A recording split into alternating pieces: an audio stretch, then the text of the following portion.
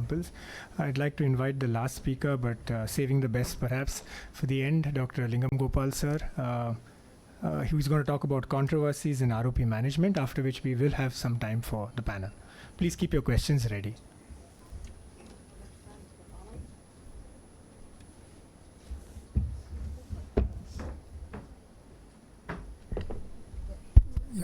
So I would like to thank Dr. Anand and his team for inviting me for this interesting session. So I thought I will label it as issues in ROP rather than controversies, because some of them are not really controversial. So first controversy or first issue is, can one miss identifying ROP? I'm not talking about inexperienced examiner, which is possible, but even with an experienced examiner, can we miss ROP in the sense that he comes back to you with ROP and it really is, it shakes you because you have examined the patient, thought he's okay. So it could be because you were rushed in your examination, or it could be because you examined under less than optimal conditions, like a brightly lit NICU. You're examining about 10 infants very, very quickly, and the pupil is not properly dilated, but you don't want to wait for the pupil to dilate completely. Or it's improperly positioned crib tubes all around the face of the baby, and very unstable infant, so the nurse keeps telling you quickly finish it, because you can't examine the baby for too long a time, and inadequately dilating people. And all these circumstances, even the most experienced surgeon can miss ROP, in which case it makes sense to re-examine the baby and not declare the baby as normal. Now, for those who are indulging in tele-screening, a poor quality picture can make it very difficult for identifying ROP or otherwise. So what is the safeguard? One is final examination before you clear the baby for a critical follow-up should be given by an experienced examiner after a physical examination with a BIO and 360-degree indentation. There is no compromise. You cannot declare them as normal by just using a RETCAM picture. Creating the right conditions for proper examination, so you don't be rushed even if the others are rushed. An unstable infant should be seen by an experienced examiner, because in a short while you can quickly come to a conclusion whether it's a treatable lesion or an untreatable lesion. When in doubt, re-examine after a short interval. Concentrate on the temporal periphery, because that's where the disease starts in most cases, not in zone 1 but. So in most cases of zone 2, the regular ROP, not the AP ROP, tends to start temporally rather than nasally. So if the temporal periphery is normally vascularized or nearly normally vascularized with no ROP, it's very unlikely you're missing an ROP in the nasal quadrant. Managing an inadequate pupil, you can use a 30 diopter lens to start with. Indentation can itself induce some additional dilation. Even a 1 mm of dilation can make it more adequate examination. Small pupil ophthalmoscopy, this is something which very often I find that the new people don't seem to use adequately. That is, small pupil doesn't mean just reducing the spot size, but you should also flip the lever so that you get all the 3 into the small pupil. Then re-examine after 1 to 2 days of a topical steroid, because then the pupil will dilate better. The dilatation for a ROP eye examination, understand that these are all tiny infants where the blood volume is low, so even a little bit of pharmaceutical agent enters the bloodstream could be potentially toxic. So significant blood levels of cyclopentolate have been associated with gastric residuals, wherein there can be problem of intestinal non-motility. So alternative dilatation methods are to use smaller drop than the usual drop. That's called micro drops. Use lower conjunctival fornix packing and just put one or two installations, where the amount of drug that goes into the nose is reduced rather than keeping on instilling drops. Vaporized tropicamide application on the eyelid margin has been tried, but none of these are commercially available for us to use as a routine right now. So maybe it makes easier that if you draw the drug into a 1 ml syringe and attach a 30 gauge needle and put a drop, the drop will be much smaller than if you just instill it directly from the vial.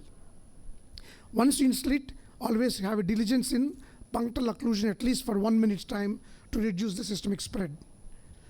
Now, inter-observer variation in interpretation. I keep jumping, not necessarily in a sequence, because these are issues, not really one particular targeted goal I'm trying to address.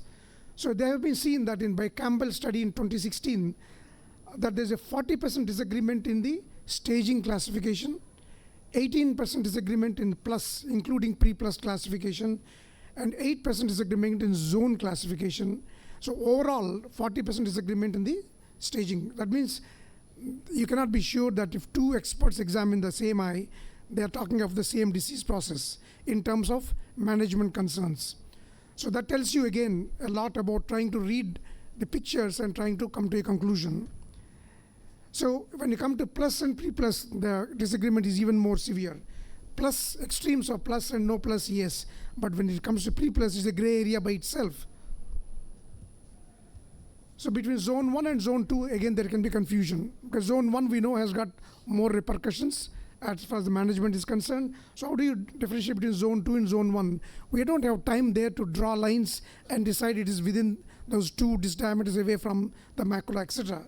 So what you use is other characteristics. In a typical zone 1 ROP, you find the disease is almost 360 degrees. It never is less than 360 degrees. The normal arcades are absent, and the ridge is never present, and the wedge is never present, and it doesn't usually spontaneously regress. While a zone 2 ROP, even a posterior zone 2 can potentially regress without treatment. And there are other features which tells you that it is a zone 2, not really a zone 1 ROP. What about the plus disease conundrum? I discussed in brief about it already.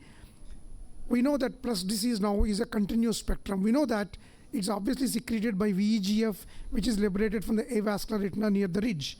Hence, the plus starts near the ridge. The vessels start dilating peripherally first and then slowly extend to the posterior pole.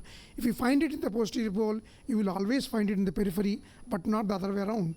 That tells you that once you find it in the posterior pole, the disease is already quite severe. Does it mean you have to wait until the posterior pole shows dilated vasculature to treat?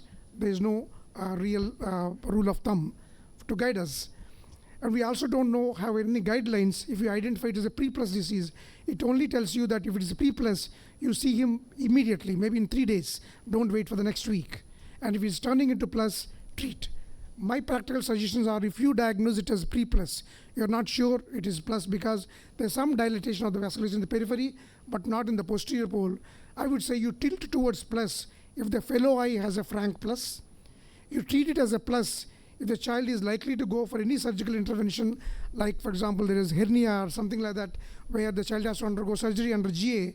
There'll be so much of oxygen being given that you can make the disease much worse very rapidly. And you shorten the interval between examination to facilitate better conclusions. Regarding APROP, we know it's a flat neovascularization, occurs in zone 1, but it can also occur in posterior zone 2, not in zone 3, but so now they don't say it is posterior disease, it is aggressive disease rather than aggressive posterior disease.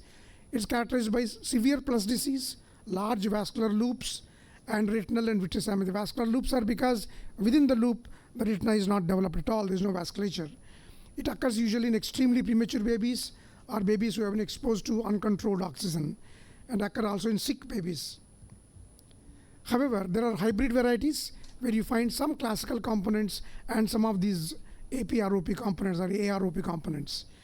With a degree of these have got better prognosis. They have been described even in heavier babies and have been described in zone 2. And the extreme forms have no difficulty in diagnosis, but the subtle forms, there can be some difficulty. This is a slide I copied from the LSHTM course on ROP, where it shows two pictures which could be confused between APROP versus a stage 3 plus disease. I guess once you see this ridge, there is no difficulty in diagnosing as a classic ROP. You don't find a ridge developing in APROP because it gallops into a severe or retinal detachment very, very quickly. What about the so-called ROPER or ROP versus FEVR? There's an overlap in the features between ROP and FEVR noted. Prematurity does not preclude the patient developing a regular FEVR because he or she is genetically predisposed. There are some angiographic findings which were seen to be suggestive of ROP, like irregular sprouts of vascularization between junction of vascular and avascular retina, a distinct pruning of vessels, pinpoint areas of hyperfluorescence, and segmental areas of vascular. But all these are still suggestive. You can never be 100% sure that you're dealing with an ROP in a child who is premature or FEVR in a child who is premature, or there's a combination too. Somebody who is predisposed for FEVR can still develop ROP because he has got other risk factors of ROP. Can genetics help? Not necessarily, because all the mutations which have been associated with FEVR have also been seen to be associated with severe PVR in some study or other. So is it important for me to label it as ROP or an ROP? Perhaps from the treatment point of view, it doesn't make difference, because you're ultimately going to treat them with the retinal or anatomical structural changes, not because you labeled it as ROP or FEVR or ROPR. But it may have a repercussion in the long-term follow-up or sibling management, because they could be at risk of future development of complications if it's a ROPR versus a simple ROP, or the siblings can also develop FEVR because that is a genetic problem. Now, treating the 6 o'clock and 12 o'clock meridians with laser could be difficult sometimes, especially for a novice surgeon. They're easy to miss these areas, and those are the areas you can actually develop a recurrence or a TRD. It's ideal to position oneself exactly opposite the 6 o'clock and 12 o'clock meridian. You just rotate the baby. Instead of me turning around, I keep rotating the baby, put them on a small trolley which can be easily rotatable, and then keep turning the baby around and treat all the quadrants. Laser versus a non-dilating people, as I said, if you can even put a few burns in the anterior to the ridge, you get a better chance to treat comfortably even within 2 to 3 days, and use dexamethasone drops immediately post-treatment. Treat posteriorly as much as possible, and again, if you indent, you dilate a little bit more. So by various maneuvers, try to put in a few burns and then treat them with steroids. 2 days later, you again attempt. I'm sure you'll be able to treat more comfortably. But if it's not possible to give anti-VEGF, it definitely gives a lot of difference. It makes a lot of difference. All the dilatation also will be easy because the iris is no longer very logged with water. But another complex situation is where what happens when you inject anti-VEGF as a treatment protocol, not for non-dilating people, but because you believe that anti-VEGF should be the first treatment of choice. There are many people who treat first with anti-VEGF, even if laser is possible. I'm not sure, is it because they don't want to treat it with laser, because laser needs a lot more effort from you, a lot more expertise than putting a small needle and injecting. So I don't think one should think of laser versus anti-VEGF. I would always believe that if you are treating a small baby, you should always have laser and anti-VEGF as your motto, not laser versus anti-VEGF as your motto. So if you can do laser, I would still prefer to do laser. That is mid or anterior zone 2, I would do laser. Posterior zone 2 or zone 1, yes, you can give anti-VEGF, but follow up with laser at appropriate time as and when required. So if there's no recurrence, but there's a persistent avascular retina, that's when you get confused. Should I treat and destroy the peripheral retina and reduce this peripheral visual field, or should I not treat and keep observing? But beyond a point, even observation can become very difficult because the babies are stronger. They won't allow you to indent the periphery that well. So a point of time comes when you say, okay, enough is enough. I would probably treat the avascular retina and be done with it, so that I'm at peace of mind. The parents can be also assured that the chance of recurrence is very, very low now. So at that stage, the amount of retina you destroy is very less, and amount of effect on the peripheral field loss is also very less. A compromise worth taking. What about detachment in ROP? You had the excellent talk by Dr. Parijat. Is there still a role of buccal in stage 4 and stage 5 ROPs? I fear that there is still a role. We still keep getting in this country, and I'm sure this applies to many developing countries, where the screening is not done at the correct time. You get patients developing peripheral detachments where the retina is not still become dried up with dry folds like a falciform fold, where surgery really is not going to change the anatomy, but where the retina is still detached partly and fibrosis is still undergoing a process of remolding. There a scleral buccal can help. It helps in quickly drying up the retina and developing a more stable configuration. Although it has some folds and some macular distortion, you still give a more stable, useful vision for the baby in the future. And these buckles need not always be removed, as has been told to you in the past, that at the end of 1 year or 8 months or after the buckle is done, you should cut the band, otherwise it restricts the growth of the eye. It's not always true. You go inside the eye and see, is the buckle indentation very high? Then you're worried about it impairing the growth of the eye. If the buckle height is hardly seen, because in the days when you put a Wattskey sleeve, as the growth of the eye occurs, the Wattskey sleeve actually loosens. The band retracts a little bit. It's only when you put a suture, then it doesn't retract easily, and you find a high buckle persisting even at the age of 1 year. If necessary, you can always cut the band, no problem. So under what circumstances would one be willing to try a second surgery after one surgery has been done in stage 5 ROP? Another controversial point, because stage 5 ROP itself has very poor success rate. So you are doing it against all odds and explaining to the patients that in all likelihood I'm going to fail. With that advance notice, you're operating. So what is the aim of doing a second surgery? As Dr. Parijat said very rightly, if you have relieved the traction in the posterior pole and the retina actually has gone back to a significant degree, but is being held back by 1 or 2 strands, it makes sense to go back in. In such cases, I would even add maybe an encircling band or do even a scleral resection procedure so that you shorten the eyeball and allow the retina to reattach, although it is overall shortened, but is making an attempt to go back. Also assess the retinal strength or architecture. Is it totally ischemic with no vasculature seen and lot of subretinal cholesterol crystals? Unlikely that it's going to benefit much. But if the retina looks texturally good with some vasculature made out, disc made out reasonably well, I would attempt a second surgery. If a break forms during VR surgery, is there a role of tamponading? Again, yes and no. In a majority of cases where there's a lot of traction unrelieved, if once the break forms, the surgery is probably ended.